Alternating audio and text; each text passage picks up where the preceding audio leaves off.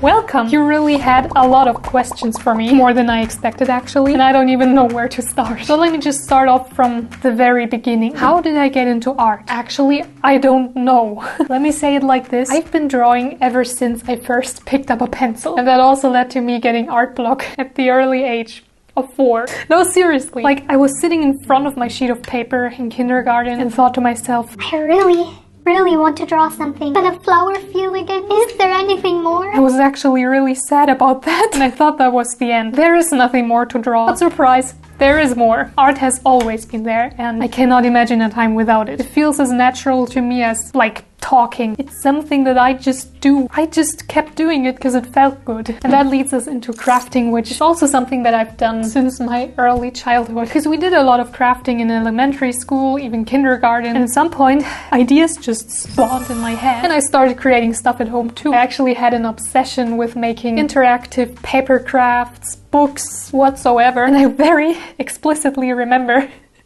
that I was trying to build a fully functional vending machine out of cardboard. And I still do have them at home somewhere. So now you could say that I'm used to arranging things. And that is very useful if you actually want to take it on another level. Not only working with paper and glue, but building entire cosplays. But why did I even start cosplaying? Once again, let's go back a few years, but this time to my teenage years. Do any of you know Danganronpa? I kind of fell into a rabbit hole back when the hype was really big. And when I first discovered that people actually dress up as the characters, I thought that was genius. I loved it. And over the years, my mindset kind of changed from, that's so cool, but I'm never gonna do something like that, to kind of want to do it, but I'm scared that people will judge me. And the only person I told back then was my sister. And so, in 2021, on my birthday, she gifted me a cosplay, a venti cosplay. Of course, I was really happy. I immediately tried it on and it was great. Thing is, I didn't know a single thing about wig styling. It looked like this. I was still in school back then, so didn't start cosplaying because I was scared that someone would find out. But 2 years passed and I was really itching to finally start cosplaying. So I did. I ordered an Atsushi wig because, you know, it's hard to mess this haircut up. And I kind of tried to style it a bit and it didn't look too bad. And then one night in my dream, have you ever had a dream where you ice cream sandwich? I did have a dream where I went to a convention. At that point, I've never been to one before, but I had a really great experience. So as soon as I woke up, I was like, now or never. And I looked up conventions in my state and bought tickets. Let me tell you, going to a convention for the first time is definitely an experience. Seeing all those people was the moment when I was sure that I really wanted to start actually cosplaying, because I never knew that there were so many people who shared this passion. So how long have I been cosplaying for? I'd say that I properly started last April when I went to this convention. So it's been 1.5 years. And from that point on, my entire cosplay journey is documented on social media. Because guess what? The next cosplay I did was Link, which is the first video on this channel. I've watched exactly 3 of your videos so far and I don't feel very qualified to ask a question. You don't have to qualify for anything to ask a question. So what's my favorite part in the cosplay creation process? Oh, that's an easy one. Painting. It's my comfort zone and it's like a reward every single time. Some of you also asked how to get into crafting or how to start cosplaying. If you want to get into it, just start. Don't just think about doing it, actually do it. If you're an intuitive person like me, just think of how you want to do something and then just do it. If you have a more structured way of approaching things, there's tons of tutorials online that explain everything in full detail. But the essential requirement is to just start. And no, you don't need an art background at all. It might be easier to start off, but no matter what you do, if you're getting started with something you've never done before, the beginning projects will be bad and you will improve over time. I'd still consider myself as a newbie, but if we're talking about materials, what I think is really great for cosplay crafting is EVA foam. I usually buy my crafting materials as well as the foam off Amazon, and I'm gonna link the foam in the description. Why do I use EVA foam for almost everything? Multiple reasons. It's not that pricey compared to other materials. It's soft and not difficult to work with. It even works with hot glue, which I have a little obsession with. If you could only use 3 crafting materials for the rest of your life, what would they be and how would you combine them to keep your creativity fresh? Well, if we consider hot glue as a material, it would be hot glue, EVA foam, and Warbler, which is thermoplastic. If hot glue doesn't count, I'd replace it with PVC, as in PVC pipes, because they're pretty sturdy. And about combining them, well, there's an infinite amount of possibilities, really. I would just do whatever comes to my mind. Talking about different mediums, what's your favorite medium to work with? Oh, I recently fell in love with gouache. That's how you pronounce it. It's like the love child of acrylics and watercolor. Funny story, I always hated acrylics until I realized that I didn't. And I've always loved watercolor. It's such a gentle medium to work with. That was actually my main medium back when I started my new Insta account back in 2020. And that was also the inspiration for my username. Because you know, aqua, water, aquamarine is a pretty color. Take the ma out for whatever reason and voila, there you go. Tell me, please. What do you want me to tell you? What is the most difficult art style to work with for you? Oh, I can tell you right away. Anything that looks flawless, such as very clean line art that people tend to spend hours on. I don't have the patience at all. Because my art is rather chaotic, or let's say rough, because I just really love imperfect texture. Hello, hello. How do I record my traditional drawing process? Is it a tripod, perhaps? Close guess, but no, it isn't a tripod, but I have this weird looking arm up here. It kind of looks like a worm with an exploded head. Okay, that was a horrible description. But I'm just very lucky with the way this room is built, because I have a lot of wooden beams up here and I just attached this arm to the one that's right above this table. And in the past, I just used the wildest constructions, such as stacks of books with a shoe on top and a rock to keep it in place. And at some point I did actually use a tripod with this arm attached to it. Yes, but now I'm just lucky with this construction. I like to stand on one leg. What is the moment in your life that you've never been able to capture through art? And why do you think it's so challenging to express? You might not expect it, but I actually don't really express my experiences in my art, because art is kind of an escape from everyday life, and that got really deep really fast. And also, do you have a car? Yes. Has driving ever influenced your creative process? That's oddly specific, but an interesting question. I remember back when I had driving lessons, I got to drive around in places that I don't usually drive around. So we drove over a lot of open landscapes and fields, and I always told my driving teacher, look at the clouds, they're so beautiful, I want to draw them. He was like, focus on the street. So now driving is actually one of the exceptions where I don't think about a lot of things, because I easily get distracted by my own thoughts, and that shouldn't happen when I'm driving. But that was an interesting question nonetheless. Chicken? Yes. Now, what inspires my art? Genshin Impact. I really had a phase, didn't I? But nowadays, it's just video games in general. I'm most inspired by the Zelda series and Reverse 1999, which has a gorgeous art style. Oh, and how could I forget? What's your favorite Ghibli movie? Or Ghibli? Please don't come at me. Most of them, because they're works of art. If I had to choose one though, it would probably be Ponyo, actually. In some way, it's really comforting. And since we're already at it, what's my favorite anime? I have 3 actually, and those are Dr. Stone, Mob Psycho 100, and Magi, which I can't watch anywhere, because it's not available on any platforms in my region. Have you played Disco Elysium? Well, I haven't, but I looked up the art style and it looks delicious. Might give it a try one day. What's your favorite movie? I really like The Day After Tomorrow, and I don't really know why. I could just watch it over and over again. I like it. And have you ever played The Last of Us? If you didn't, please play. No, I didn't, and there's a reason. Horror is not really my genre, especially dystopian horror. Not my thing, but I do believe that it's really good. Shows I'll rewatch over and over. Oh, the 3 anime I just mentioned, and the How to Train Your Dragon series. I loved it as a kid, and I still love it to this day. Also Sherlock, the BBC series, but only in summer when it's hot outside, because then I can dream of being in English weather. Like watching it in winter is a bit too depressing.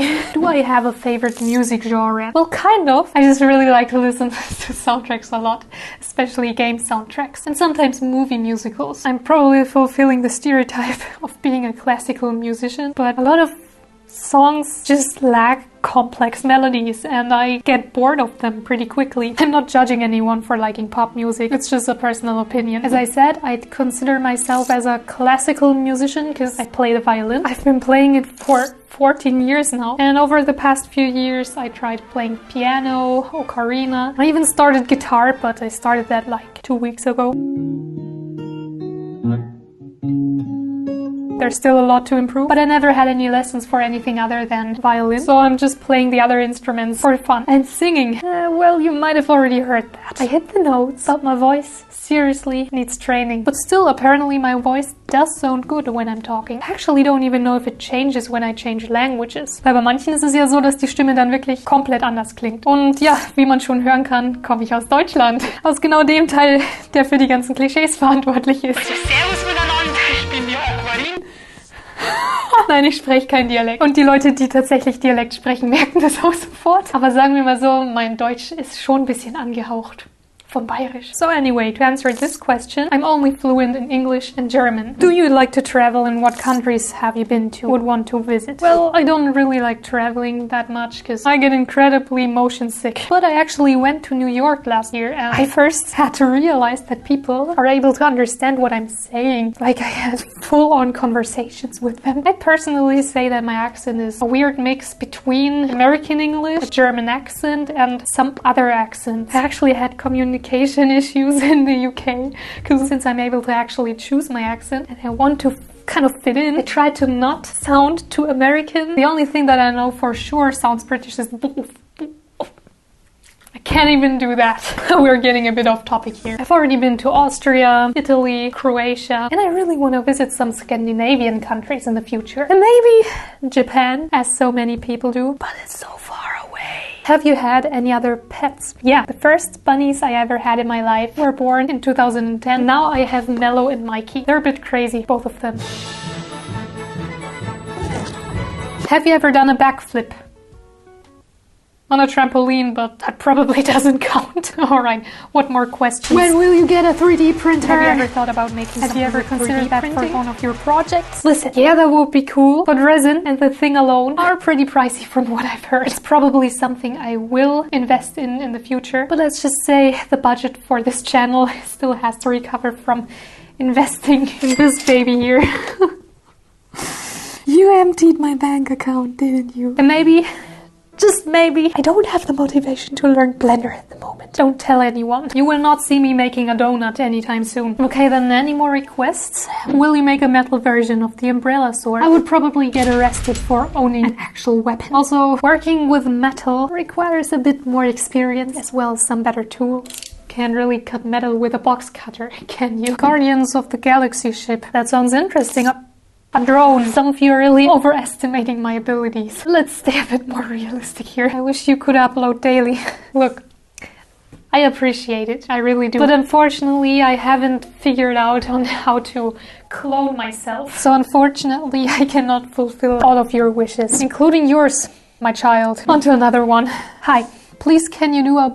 Oh, that actually does sound pretty fun. I'll keep it in mind. We have quite a long one here. Let's see what I haven't answered yet. Will you ever like to become someone of influence? Well, I already am, because I'm simply posting content on the internet. The term influencer doesn't exist for no reason. And I actually have influenced thousands of people to disassemble their umbrellas at home, and some of them are probably already missing fingers because of that. Are you proud of your art? Definitely. Not of every single thing I do, but generally...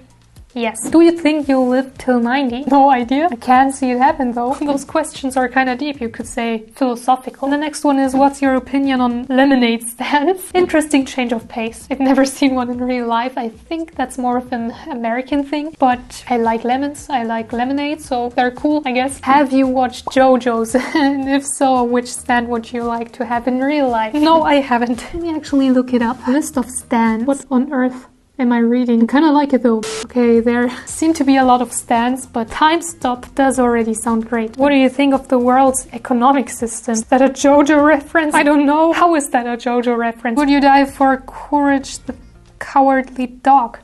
I'm even more confused now. Let us move on. What do you think about Rubik's Cubes? I had an obsession with them a while ago, and I could solve them pretty quickly, but I forgot all of it. And how hard is it to do the kind of crafts I do? Let's just say that it's not always that easy to bring my thoughts to reality, but once I figured out how to do something, it is not hard to do. The key things I take into account is functionality first. Customization comes after that. We're talking about the pattern. I just know the vibe I'm going for beforehand, and I also just have the image in my mind already. It just spawns at some point. And then I just kind of go for it. Do I have a hoard of art supplies? Hell yeah, I do. Do I have a favorite favorite project? Not really. But least favorite? Oh, definitely. That's anything that includes wig styling. I can do it, but I do not like doing it. I can't with all the hair. The creation that I spent most time on is actually my most recent one. It took me an entire month. But despite it being so long, it was actually kind of manageable. So what was mentally and physically more challenging? Well, mentally, definitely art fight. Because art fight is an art trading event. I'm just not used to drawing stuff for strangers on the internet. My perfectionism just rised by 200%. And physically, also art fight. It was in the middle of July and the temperatures in here kept rising every single day. And we do not have cooling in German houses. Just for reference, at some point it was a constant 30 degrees Celsius in here. Talking about art fight, yes, I do actually have my own OC. At the moment you can already find some references on my art fight profile, so it's quite possible that you'll see more on my other platforms in the future. So connecting with other artists is great. And if I opened a Discord server, my community could actually share some art. Now don't get me wrong, I bet the majority of you are amazing people and I'd love to see your art, but I have no way of moderating a Discord. But I've been thinking about giving my community an opportunity to connect with each other. I think YouTube is going to launch a community function. I'm gonna try that out once it's available. What's your beauty routine? Well, I wash my face every morning. Okay, change of topics. Why am I here? Like, not in a philosophical way, but why am I here on YouTube? And why is my editing not at a beginner level? Okay, we have to go back in time again. When I was younger, my parents had a video camera and they documented their own lives as well as my entire childhood to have some very valuable memories in video form. And I loved being in front of a camera. I couldn't get enough of it. Whenever the camera turned on, I was like, hello! And I was talking to the camera the whole time. At some point, my parents bought me a tiny red camera that I used till it broke one day. And eventually I started making up stories with my sister and filmed them. One day my dad showed me that you can actually edit videos, and he showed me how to in iMovie. That was paradise for me. There were so many possibilities to do things. Oh my god. No, seriously, you cannot believe how much joy it brought me. Hallo, ich bin die Sophia und ich erkläre euch heute, wie euer Greenscreen funktioniert. Heute geht es darum, wie man Dinge ins Bild setzt. Of course, I started producing more and more from there on, never running out of ideas and improving naturally and learning from my mistakes over time. Hallo und willkommen zurück bei den Nachrichten. Boom! Ich habe eine Idee. Ihr müsst jetzt 5 Minuten lang auf mein Gesicht starren, okay?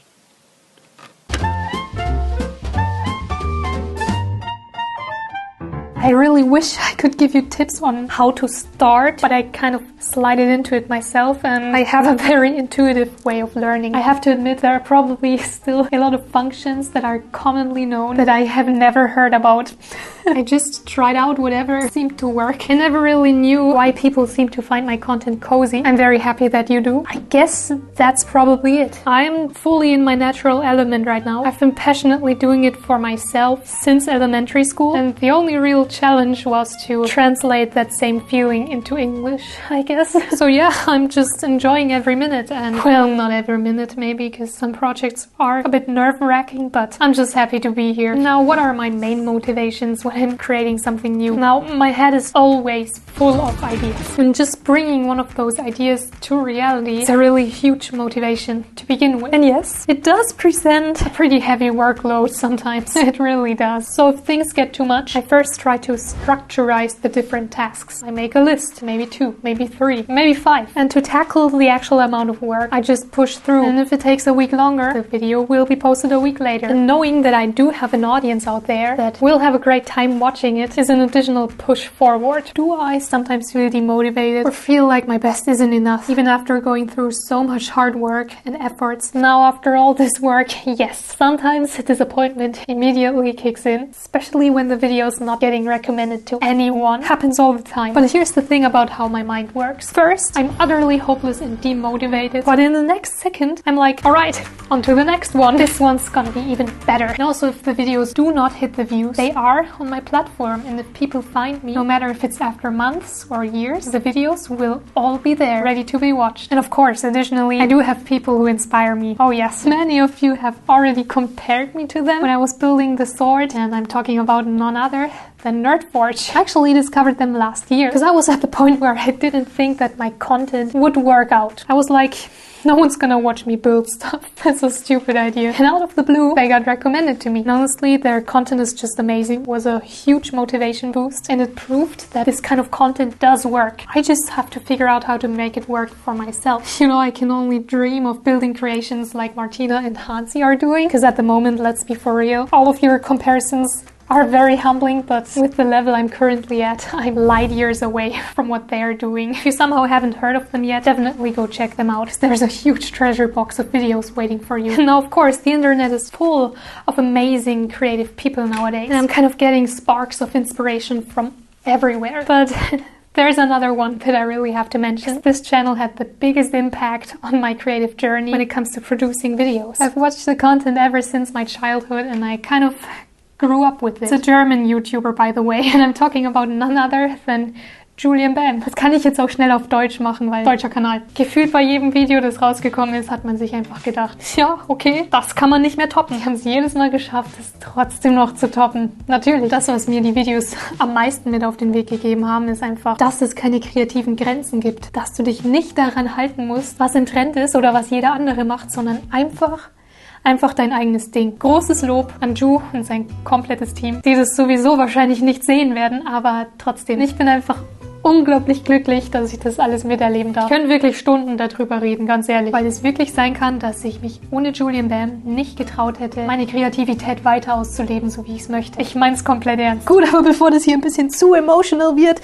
switching my back to English, because most of my audience doesn't speak German. And even if you do not speak German, just give it a watch. The channel's now run by an amazing, hardworking team, and the quality of videos have evolved so much that I forget that I'm still on YouTube when I'm watching them. Coming back to my channel, that is still very young in comparison. I did definitely not expect to grow that much in just a week. But I'm really happy that more and more people are discovering my videos. And most of you seem to have a great time watching them, and that also makes me happy. Also, I got even more people reaching out to me, showing me their own art, projects, interests, and experiences, and I can't get enough of it. I love when people feel comfortable enough to share their own creativity with me, so thank you. I somehow made it work, right? And I'm not an expert on the algorithm or anything like that, but do I have any advice for people that also want to get started with YouTube, right? So obviously your content should be somewhat entertaining and there should be some kind of upload consistency. But nowadays the internet is full of YouTube advice videos with titles like never do this. This is how to create a banger intro. How to make your videos addicting to watch. And yeah, they do contain a lot of good tips, and yeah, a lot of them do work. But the sheer amount is driving me crazy, because at some point they're kind of contradicting each other. The only actual advice that